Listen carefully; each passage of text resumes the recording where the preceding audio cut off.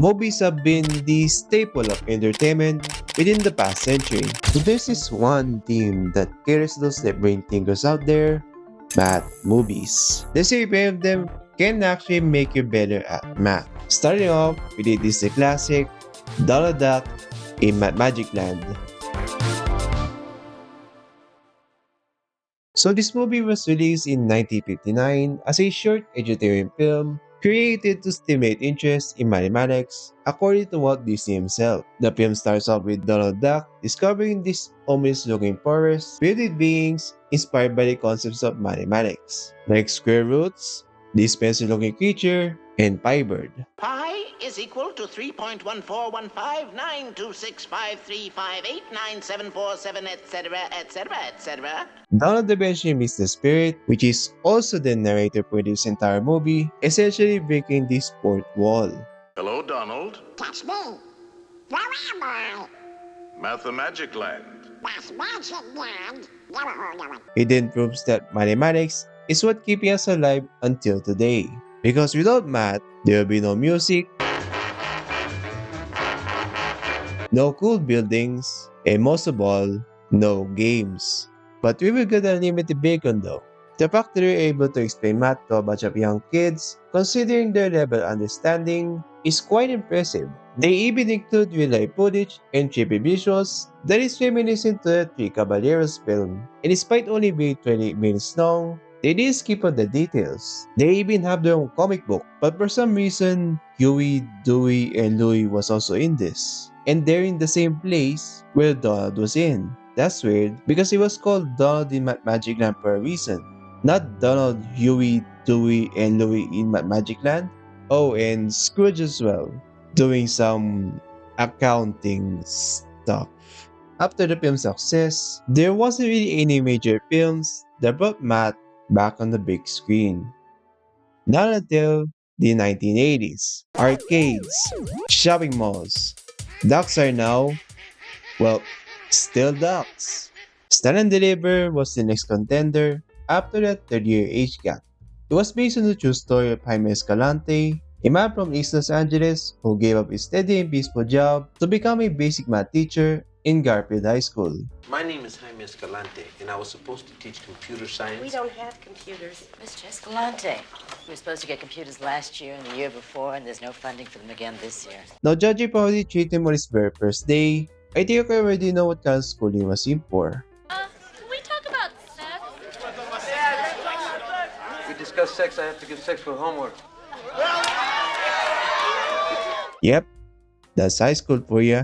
Escalante uses real-life examples to teach and punish his students in a very casual and simple manner, proving that he is none other than those other teachers that have preceded before him. Why is he only unhappy in his class? Apparently, the school faces a possible loss of accreditation if the majority of students continue to fail. So Escalante decided to teach calculus to his students instead for the upcoming AP test. Now, when all the kids took and passed the exam, the state suddenly suspects them for cheating, which is where all this debate about racism comes in.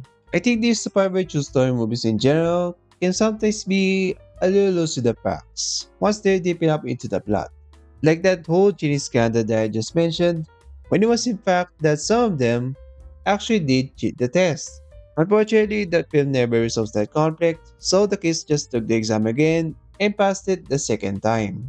While this movie may have failed to deliver the true story to its audience, it does bring some important lessons. One of them being that the world isn't always fair. Next up, Raising Genius. There's not really much math in this one, but I think it's considered lost media, so it's already a bad sign. We hope to Nancy and her son Hal take interest in this boring, long-ass monologue. I have always been committed to all of Hal's activities and celebrated his achievements and milestones. I mean, isn't that what parenting's all about? Commitment, celebration. From conception, I was committed. I'm sorry, why does she speak like a 5-year-old? She just said committed like 3 times. You're probably asking yourself why I would want this bathroom over my own bedroom. I'm not a recluse. No.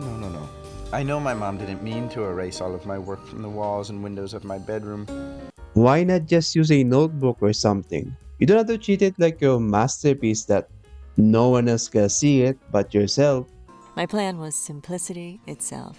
If he wanted his new computer, he'd have to come out and get it. Pretty sure there's a thing called the key, but for the premise of this movie, it didn't come up to their minds yet. 6, 7, 8, 9, 10. Lacey Baldwin has to stay on count. How? Does it matter? Tell her to say sen. That's stupid. No, tell her it's 5, 6, sen, 8. Sen, 8. Dude, you're doing math on a wall. Shouldn't that help you? So the vice principal of his school went to his house to tell that he's a valedictorian and they're waiting for his ceremonial speech. But here's the problem. Hal, you're gonna give a speech in front of all the parents in the entire school. Speech? Mother, I've decided to respectfully decline. Nancy completely understood me. Oh, now the dad joins the monologue. Great. You know what's interesting after that? Is that while they already bought this new computer, everyone has just gone. The only remain for this scene was Hal and a couple of teenagers breaking in. Also, where they leave the computer on the table. You better get out of here, or you'll be in a lot of trouble, and I mean it! It's got a Rayjack chip. A Rayjack chip? Yeah, it's a silent alarm. And suddenly they're surrounding you, and then they're gonna arrest you and throw you in prison. There's no way they just bought that. But it works, I guess. Hal, did you let those burglars come into my home and steal my personal possessions? Yes? And did you take that computer into the bathroom without my permission? Yes? Have you been working on your commencement speech? No. They must have really good ears if they talk like that. Especially when I was not only inside the bathroom, but also inside the shower room. I'm Charlene Hobbs. I'm a friend of Officer Hunter's, and I'm here to help you. How long have you been in there? I don't know. Oh, you know. Now just tell her. 3 months, 4 weeks, and 8 days and 12 minutes. You know, I started to think this Hal character is now an insensitive jerk rather than an antisocial nerd at this point. Also, they just say 4 weeks. Look, I'm a person who likes to give the benefit of the doubt. But you need help, and kids can drive you crazy. But when you cross that line into abuse... Abuse? Hal is not abused. I'd call your boy a hostage. But it's locked on the inside. Only if you had the thing that starts with a K, you could have solved the problem way sooner instead of waiting 3 months doing nothing.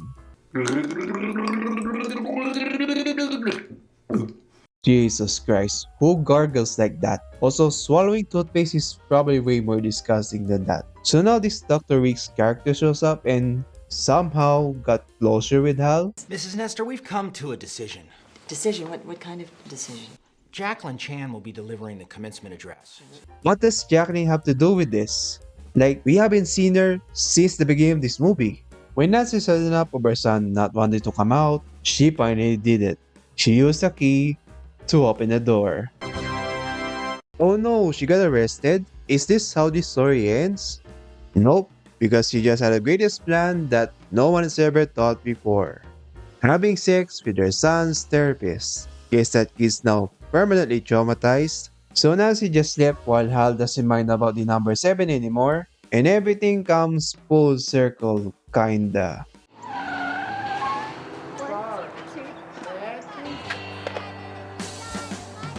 Where are you going? Dad? I just don't know what am I supposed to get from this movie.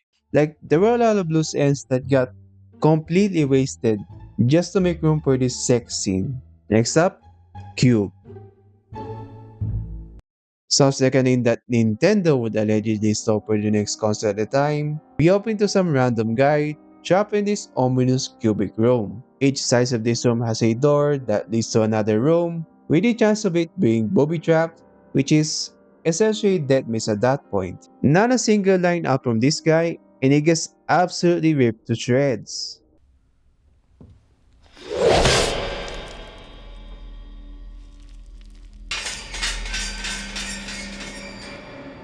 We're then introduced to 5 more characters entering the same room. Quentin, Wirt, Holloway, Levin, and Ren. So while they can risk themselves to know which door is a trap, Ren has this amazing idea to use their boots instead as a decoy.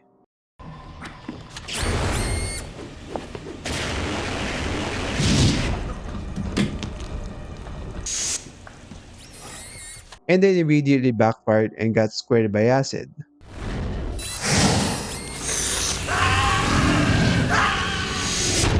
So 15 minutes in, they already killed up a quarter of the whole cast, and one of them was probably paid just to eat at McDonald's or something. Levin takes the spotlight for the rest of the film, proving that the cube was based on mathematical patterns, like prime numbers for finding the traps.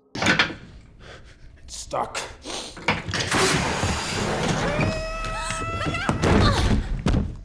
Wait, that's not how polling works? You should at least be close to each other, not 3 feet apart. So Kazan unexpectedly joins the crew, and they later discover that Wirt was involved in making this whole contraption, which gave Levin a clue that these rooms follow a coordinate system. I guess he's worth something after all.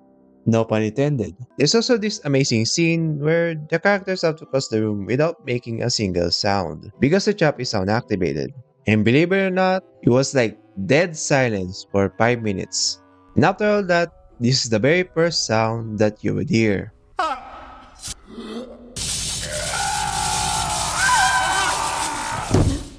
He just raised the tension so quick with just a single laugh, which makes him now my favorite character of this whole movie. As soon as they learn more about the cube, the conflict now kind of shifted towards Quentin and begins to betray everyone at this point. He even gave Wirt the boot.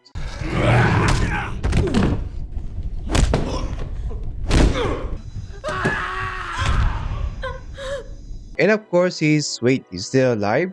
How much plot armor does this guy have? So somehow they return to the same room where Ren was in, only to realize that the rooms actually move beyond the cube, which leads to the bridge, aka the exit. I'd have to calculate the number of factors in each set.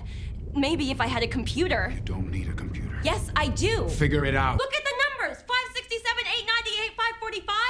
There's no way I can factor that. 2 factors? How many factors, Kazan? Of 567? 2. Well, that was surprising. The next thing you know, he's gotta do her taxes. As Quentin becomes more dangerous to the group, the others obviously began to betray him as well. And of course, he's dead. As what it should have been a few minutes ago. We finally reach the bridge, which is the same room that they started with, and they can now be no way. Unfortunately, both Levin and Wirt didn't make it, so autism wins, I guess. This movie has so many twists that just keeps you on the edge. While it is only a low-budget film, it does prove that being low-budget doesn't always mean low quality. Next movie, 21. Now the premise of this film is how Blackjack can easily be beaten using the Montreal problem. It's a famous brain teaser where you pick like a door, for example. That probability never changes every time a door gets revealed. So more statistics, but still connected to math. We open to Ben applying for a scholarship at Harvard Medical School because paying tuition there is no joke. The Robinson is going to go to someone who dazzles. You need to really explain to us what makes you special. What can you tell me, Ben, that's going to dazzle me? So while he's still studying at MIT, he thoroughly explained this Montreal problem asked by his professor, Mickey, and he just got hired immediately as his card counter. Yeah, I can't do it, so I'm sorry. I just got a promotion at my job, so it's kind of not a good time for me. We pay better. Ah yes, the most common manipulation tactic that most people fell into. Money. So while they lay low doing their own thing, the villain in this movie, Cole, just doesn't really do much. Like he's just standing there. Menacingly! And also they try to shoehorn this woman subplot that is not even that interesting to watch. Hey baby, where you in from? I'm from Boston. What line of work you in, mister? I count things. But the weirdest thing is that while Ben is so smart that he can do math in a blink of an eye, he just keeps his money in the attic. Well, let's just hope it will get stolen. Give me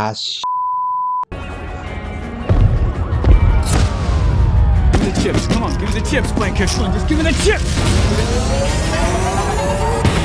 With 10 minutes left in the movie, both Campbell and Cole just did a complete 180. So they're now friends with the ex-villain, and everyone has their own happy ending. Oh. Well, there goes the school money. I made hundreds of thousands of dollars counting cards. And then I had it all stolen from me. Twice. How's that for life experience, Professor? Did I dazzle you? Did I jump off the page? It feels like it's one of those movies where it started off great, but then slowly went downhill from there.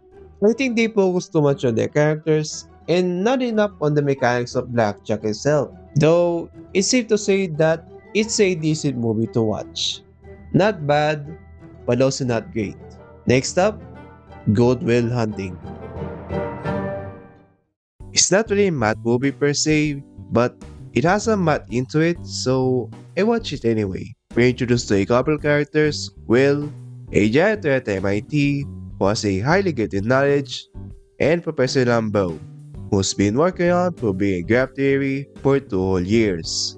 I also put an advanced Fourier system on the main hallway chalkboard, and I'm hoping that one of you might prove it by the end of the semester. Yeah, about that. Also, why are there 2 separate handwritings where the other one is kind of like more compressed but in cursive? With that kind of knowledge, surely nothing bad happens to him, right? So Lambeau decided to meet Will to give him a get out of jail free card in exchange for helping him proving his theory and get some therapy, obviously. And after several therapists who gave up immediately after trying to help Will, Lambeau's old friend, Sean, decided to give it a shot. Maybe you married the wrong woman. Maybe you should watch your mouth. Why'd she leave you? Was she, banging some other guy? What they didn't realize was while it's kind of valid to choke a person to his late wife, but it might actually do more harm rather than good. And then there's this girl named Skylar that I just met at the bar, and while he's juggling her along with his work, she eventually asked him to move to California. I just want you to come to California with me. I can't go to California. Here because I want to help you. I just want to be with you because I love you. Don't push me. Don't you love you. Me! You know, I've always wondered why she decided to move to California, where it's like the opposite side of the planet from Boston. And of course, this crash out leads to calling up Lambeau as well. This is probably a total waste of my time. So he finally let go of his past. His brothers gave him a car for his birthday, and he's on for a 46-hour drive to California. Hope he makes it there. Next movie, Moneyball. Now I haven't watched any baseball nor any knowledge about it, but apparently it's really good. So a general manager of the Oakland A's, Billy Beane, is struggling to find a team on a tight budget for the 2002 season. I'll tell you what, I can give you Guthrie if you kick in some cash. $200K. So Garcia's gonna be in now.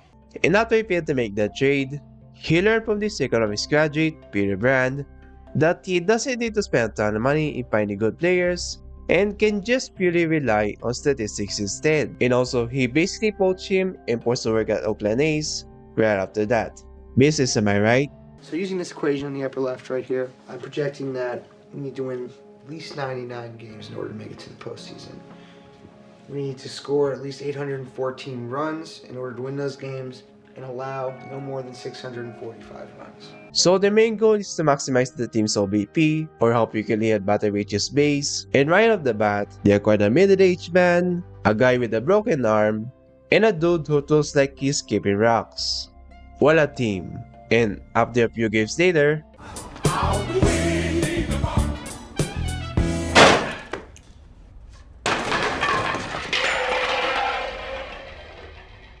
That's what losing sounds like. yep, it sure does. So after all this player trading and achieving a pretty high win streak, They just lost in the division playoffs. And pretty much just ends there. After about 10 more minutes of epilogue. I like that they stay focused on using statistics as a way to drag the plot forward. Though there were some parts where it can be a bit of a drag. Like I think some of this is gonna be just cut out while also maintain the integrity of the story. But overall, it's a great movie. So, does watching these movies make you better at math? Well, that depends. While some of them can definitely spark inspiration to his audience, others are just downright bad. And researching this kind of stuff probably takes more time and money, so from a business perspective, it's understandable why they wouldn't go that route. I hope this video was interesting. If you're still watching, thank you. I've been trying to expand my niche within these past few months, hoping to get monetized by the end of the year. So, any engagement helps. And I'll see you next time.